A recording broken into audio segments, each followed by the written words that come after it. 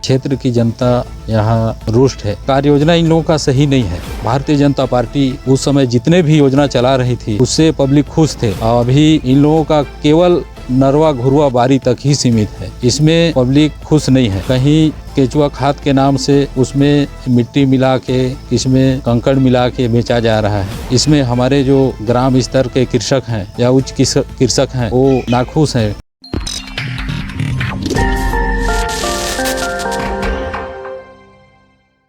नमस्कार, election blueprint में आपका स्वागत है। मैं हूं अविनाश राज सिंह और आप देख रहे हैं छत्तीसगढ़ विधानसभा चुनाव 2023 पर हमारा खास कार्यक्रम परिचय पत्र। जैसा कि आप सभी जानते हैं कि परिचय पत्र एक डिजिटल वीडियो लाइब्रेरी है, जिस लाइब्रेरी में हम आपका परिचय करवाते हैं आने वाले समय में विधानसभा चुनाव के लिए दावेदारी प्रस्तुत करने वाले संभावित प्रत्याशियों से, जिसमें होते हैं वर्तमान विधायक, पूर्व में प्रत्याशी रहे चेहरे और आने वाले विधानसभा चुनाव में दावेदारी प्रस्तुत करने वाले कुछ नए चेहरे। कड़ी को आगे बढ़ाते हुए, क्रम को आगे बढ़ाते हुए एक बार फिर से हम चले आए हैं छत्तीसगढ़ राज्य के सरगुजा जिले में।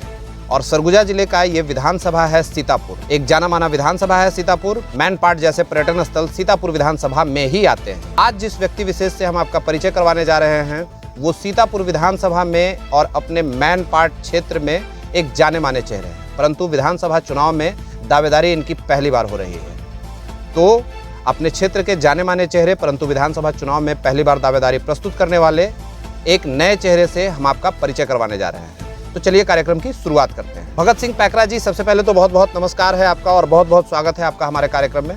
नमस्कार सर जी, आप लोगों ने जो हमारे क्षेत्र में आए इसके लिए बहुत बहुत धन्यवाद जी। बहुत बहुत धन्यवाद। जैसा कि आप सभी जानते हैं कि चेहरे चाहे नए हो या पुराने, सवाल हमारा वही होता है, हम वहीं से शुरुआत करते हैं, अपना परिचय अपनी जुबानी। ऐसे में भगत सिंह पैकरा जी, अगर हम आपका परिचय आपकी जुबानी जानना चाहें तो वो कैसे हो? सर, मेरा परिचय भगत सिंह पैकरा जी, जन्म स्थान ग्राम काराबेल, मेरा जन्म तिथि है 8/4/1980।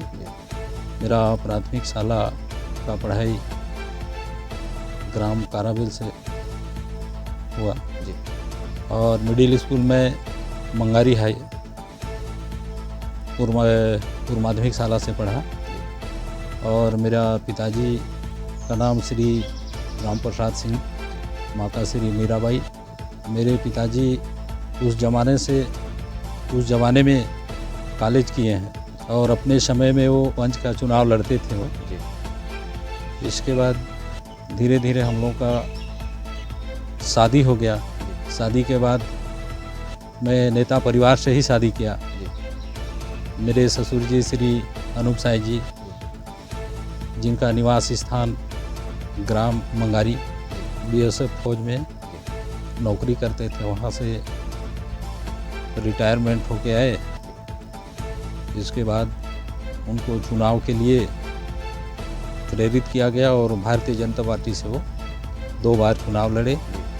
उसी से हम लोग को प्रेरित मिला कि हम लोग को भी राजनीति में आना चाहिए। मेरा श्रीमती विमला सिंह पैकरा जी धर्मपत्नी है, जो 2010-11 में सरपंच का चुनाव लड़ी, फिर वो विजय हुई। इसके बाद में दूसरा चुनाव 14-15 में जिला पंचायत सदस्य का फार्म भर के फिर विजय हुई। फिर 2020 में फिर से दोबारा तराई क्षेत्र के मतदाताओं ने फिर से उनको जिला पंचायत सदस्य चुना। इसी में हम लोगों का राजनीति सफ़र चलते आ रहा है। हम लोग 4 भाई हैं। सबसे बड़ा मैं भगत सिंह पैकरा, मेरे से छोटे भाई गंगाधर सिंह पैकरा, जो अभी धमतरी में केज का काम देख रेख कर रहे हैं, और तीसरे नंबर का मेरा भाई देवधर पैकरा, और चौथे नंबर का भाई सबसे छोटा चक्रधर सिंह पैकरा, जो अभी कुंवरपुर डैम में वो भी केज का देख रेख कर रहे हैं। यही मेरा परिचय है। आपकी राजनीतिक जीवन की शुरुआत कैसे हुई? आप राजनीति में कैसे आए? आपका परिवार राजनीति में कैसे आया? राजनीति में मेरे पिताजी पहले अपने समय में वार्ड पंच रहा करते थे, तो उनसे भी मेरे को प्रेरणा मिला। तो मैं निर्विरोध वार्ड पंच एक बार रहा हूँ। फिर दूसरी बार महिला सीट होने के कारण श्रीमती जी को महिला प्रत्याशी के रूप में ग्राम पंचायत काराबेल से सरपंच के पद पर उतारा। भारतीय जनता पार्टी से कैसे जुड़े आप? भारतीय जनता पार्टी से हम लोग जुड़ाव जनसंघ के समय से ही अपने पिताजी जुड़े हुए थे। इसके बाद मेरे ससुर जी चुनाव लड़े यहाँ से, श्री अनूप साय जी सीतापुर विधानसभा क्षेत्र से भारतीय जनता पार्टी से। तो हम लोग यहाँ से उसी समय से हम लोग भारतीय जनता पार्टी से जुड़े हुए हैं। प्रेरणा स्रोत आप राजनीति में किसे मानते हैं? मेरे पिताजी भी हैं, ससुर जी भी हैं और अपने धर्मपत्नी से भी मेरे को प्रेरणा मिला। बड़े लीडर्स की बात करें तो भारतीय जनता पार्टी में केंद्र से लेकर के राज्य तक में काफ़ी नेतृत्व करता है, काफ़ी अच्छे अच्छे नेता हैं। उनमें अगर किसी को आप प्रेरणा स्रोत के तौर पर देखते हैं तो वो कौन है? उस समय अटल बिहारी वाजपेयी जी थे। इसके बाद अभी माननीय श्री नरेंद्र मोदी जी को मैं प्रेरणा स्रोत मानता हूँ। आपके राजनीतिक जीवन की या फिर यूँ कह लें कि आपके परिवार के राजनीतिक जीवन की कुछ महत्वपूर्ण कार्यों पे अगर प्रकाश डालने की बात हो तो वो क्या हो? हम लोग क्षेत्र में अपने गांव से राजनीति शुरू किए तो जनता की मांग के आधार पे हम लोगों ने काम किया। सरपंच के दौरान यहाँ पे 33 kV लाइट का हम लोगों ने सब स्टेशन के लिए यहाँ स्वीकृति दिए। उससे हम लोगों को यहाँ क्षेत्र के आदमियों से सराहना मिला कि आप लोग ने इस क्षेत्र के लिए अच्छा काम किए हैं। शिक्षा के क्षेत्र में हमने ग्राम पंचायत काराबेल में यहाँ अच्छा टीचरों का मांग किया और यहाँ क्षेत्रीय टीचर को यहाँ दिए। उससे बच्चे लोगों को लाभ हुआ। बच्चे लोगों का परसेंटेज यहाँ पे बढ़ा और बच्चे लोग पढ़ने में भी अच्छा रुचि रखते थे। स्वास्थ्य के क्षेत्र में हम लोगों ने मांग की, यहाँ सामुदायिक स्वास्थ्य केंद्र खुलवाए हैं। उससे अभी जचकी के लिए और छोटा मोटा इलाज के लिए सीतापुर जाना नहीं पड़ रहा है। ऐसे ही और पुलिया जैसे हम लोग ने छीड़ापारा में मेन रोड से होते हुए बीच में हमने पुलिया बनवाया। कुछ दूरी सीसी रोड भी करवाए। उसमें वहाँ के आदमी काफ़ी प्रभावित हुए। वहाँ के आदमी बीजेपी को वोट नहीं करते थे उस समय। जब से हम लोगों का काम देखे वहाँ, फिर वहाँ से हम लोग को अच्छा रिस्पांस मिला। जैसे बंदना में हम लोग ने वहाँ भी पुलिया टूट गया था, उसको बनवाए, नाली निर्माण करवाए और ऐसे अनेकों तमाम कार्य हैं जिनको हम लोग ने पब्लिक के समस्या के अनुसार निदान किया। बताने बैठूंगा तो लंबा समय लग जाएगा। काफ़ी हम लोग ने इस क्षेत्र में विकास किया। इसीलिए श्रीमती जी 2 बार से जिला पंचायत सदस्य चुन के आई हैं। क्या लगता है आपको विधानसभा तक पहुंच पाएंगे आप? अब देखिए, पार्टी का कमान जो निर्देश दें, अगर पार्टी जिम्मेवारी देती है तो उनको ज़रूर ही निभाने का कोशिश करेंगे। यहाँ से पार्टी को निराश नहीं करूँगा। पार्टी में प्रत्याशी कोई भी हो तो उसको जिता के ज़रूर विधानसभा भेजेंगे रायपुर। सरकार के कार्यकाल की समीक्षा अगर आपके शब्दों में करने की बात हो तो वो क्या हो? देखिए, इन लोगों का जो काम है, क्षेत्र की जनता यहाँ रुष्ट है। कार्य योजना इन लोगों का सही नहीं है। हम लोगों को जो भारतीय जनता पार्टी उस समय जितने भी योजना चला रही थी उससे पब्लिक खुश थे। और अभी इन लोगों का केवल नरवा घुरवा बारी तक ही सीमित है। इसमें पब्लिक खुश नहीं है। कहीं केचुआ खाद के नाम से उसमें मिट्टी मिला के, इसमें कंकड़ मिला के बेचा जा रहा है। इसमें हमारे जो ग्राम स्तर के कृषक हैं या उच्च कृषक हैं वो नाखुश हैं। क्षेत्र में इन लोगों का कोई विकास नहीं दिख रहा है। आपके क्षेत्र सीतापुर की अगर बात की जाए तो यहाँ के वर्तमान विधायक के 5 वर्षों के कार्यकाल को आप कैसे देखते हैं? यहाँ के वर्तमान विधायक खाद्य मंत्री श्री अमरजीत भगत जी हैं। पहले तो वो क्षेत्र में दौरा करते थे, विधायक थे उस समय। जब खाद्य मंत्री बने, क्षेत्र के कोई दौरा हुआ ना, कहीं पब्लिक का समस्या सुनी गई।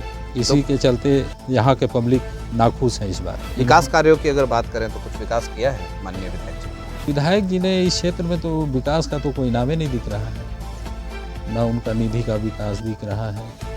स्वेच्छा अनुदान दिए, केवल पैसों वालों को दिए, जो बड़े बड़े आदमी हैं, और नीचे स्तर के जो आदमी हैं ग्राम स्तर के उनको 2000 5000, और जो सेठ साहूकार हैं उन लोगों को 25,000 से लेकर 80,000 तक का अनुदान राशि दिया है। ये दोहरी नीति हम लोग के क्षेत्र में अब नहीं चलने वाला है। इलेक्शन ब्लूप्रिंट क्या रहने वाला है इस बार राज्य स्तर पर? किन मुद्दों पे चुनाव लड़ा जाएगा? हम लोगों का देखिए क्षेत्रीय मुद्दा होता है, और क्षेत्रीय मुद्दा ही हम लोगों का मेन मुद्दा है। सीतापुर का महत्वपूर्ण मुद्दा क्या है? पब्लिक का सेवा भाव करना ही यहाँ का मुख्य मुद्दा है।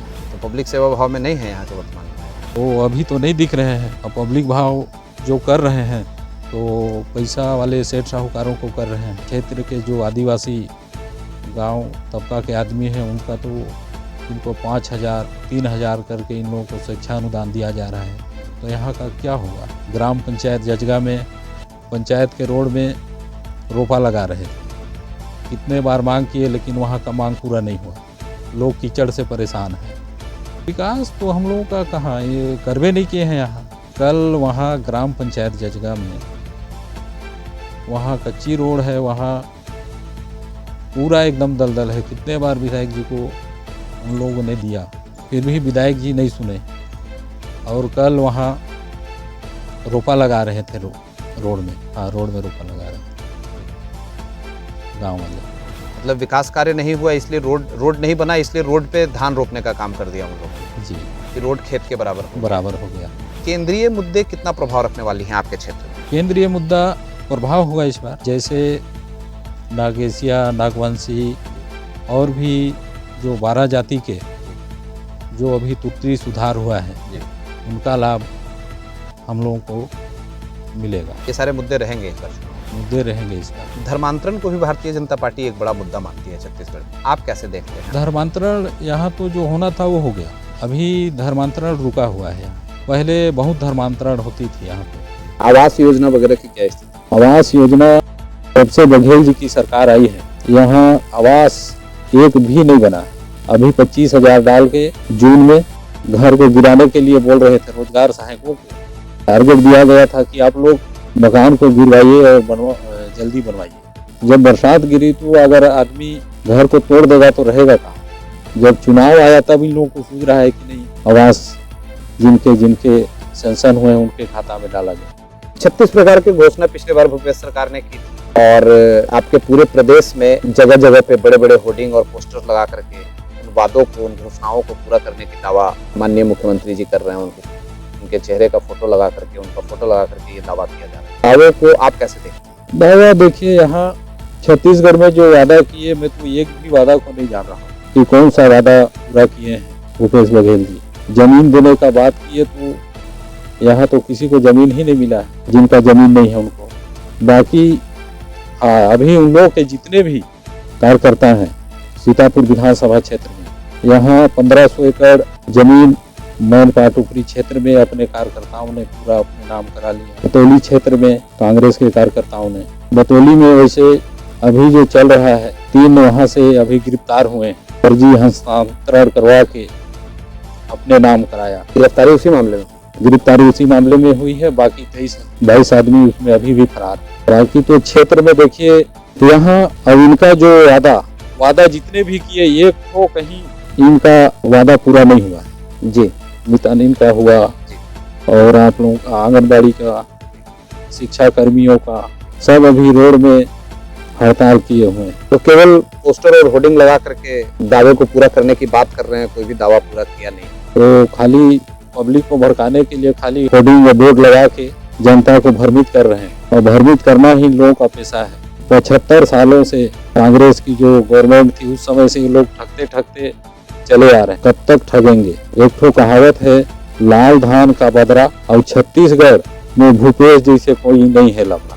30 वादा करके एक ठो वादा को नहीं निभा। सरगुजा जिले के एक नेता को पदोन्नति की गई है, एक नए पद से नवाजा गया है। अब शायद सरगुजा का कुछ भला हो जाए, क्या लगता है? सरगुजा का क्या भला होगा? अब आखिरी समय है, आखिरी समय में अब 20 दिन बाकी है आचार संहिता लगने में। उसमें क्या भला होगा। वो तो बाबा अपने पूरा संभाग में मुख्यमंत्री अपने आप को घोषित करके पूरा सीट यहाँ से हासिल किए थे, लेकिन जनता सबको जान रही है कि बाबा तो मुख्यमंत्री बने नहीं, भूपेश बघेल बन गए, तो इसका बहुत प्रभाव है। उस समय बाबा के नाम से ही वोट लिया गया इस क्षेत्र। अभी पब्लिक का कहना है कि अभी हम लोग को ठगने का काम किए, मुख्यमंत्री बने नहीं। मुख्यमंत्री बने होते तो कुछ इस क्षेत्र का विकास होता, ताकि हम लोग ने इस क्षेत्र से हम लोग ने वोट दिया यहाँ से। उप मुख्यमंत्री बने हैं, अब शायद कुछ भला टाइम नहीं है, क्या भला करेंगे। उप मुख्यमंत्री कोई संवैधानिक पद तो है नहीं कि जिससे वो कुछ भला कर सके। समय भी अभी बहुत कम बचा हुआ है।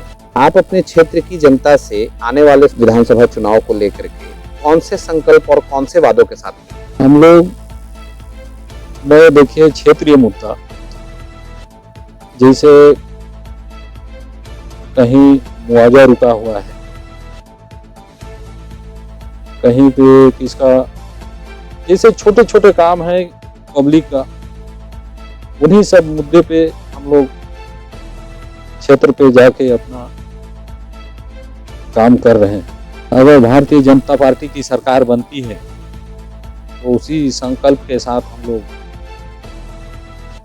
पब्लिक के बीच जाके वादा कर रहे हैं कि जब भारतीय जनता पार्टी की सरकार बनेगी तो हम लोग पहले आवास विहीन को आवास दिलाने का काम करेंगे। क्षेत्र में पर्यटन स्थल है, उसके लिए हम लोग केंद्रीय स्थल पे बात रखेंगे और इसको विश्व स्तर पर पर्यटन स्थल घोषित करवाने का संकल्प लेकर चल रहे हैं।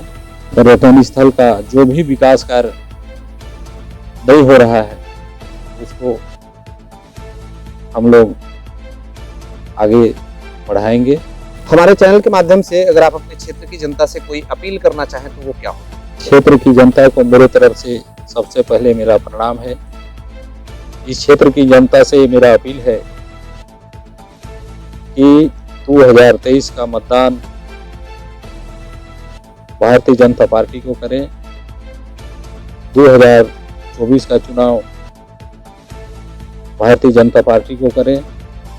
लोकसभा और विधानसभा 2023 में है, विधानसभा चुनाव 2024 में, लोकसभा चुनाव में इस क्षेत्र के जनताओं से मेरा अपील है कि अपने परिवारों को अगर बढ़ते देखना चाहते हैं तो आप लोग भारतीय जनता पार्टी कमल का फूल, उनको सब अपने परिवार को मतदान कराएं, यही मेरा अपील है। तो ये थे हमारे साथ भगत सिंह पैकरा जी, जिला सरगुजा, विधानसभा सीतापुर। वर्तमान में इनकी धर्मपत्नी जिला पंचायत सदस्य हैं, पूर्व में भी जिला पंचायत सदस्य रही हैं इनकी पत्नी 2 बार लगातार, और उनका प्रतिनिधित्व करते हैं श्री भगत सिंह पैकरा जी। तो आज हमने आपको भगत सिंह पैकरा जी से मिलवाया। ऐसे ही अलग अलग विधानसभा में अलग अलग संभावित प्रत्याशियों से, वर्तमान विधायकों से, पूर्व विधायकों से हम आपका परिचय करवाते रहेंगे, उनका हम परिचय रिकॉर्ड करते रहेंगे। आप बने रहिए हमारे साथ और देखते रहिए हमारे चैनल टुडेज ब्लूप्रिंट। बहुत बहुत धन्यवाद भगत सिंह पैकरा जी हमारे साथ बातचीत करने के लिए। धन्यवाद सर। बहुत बहुत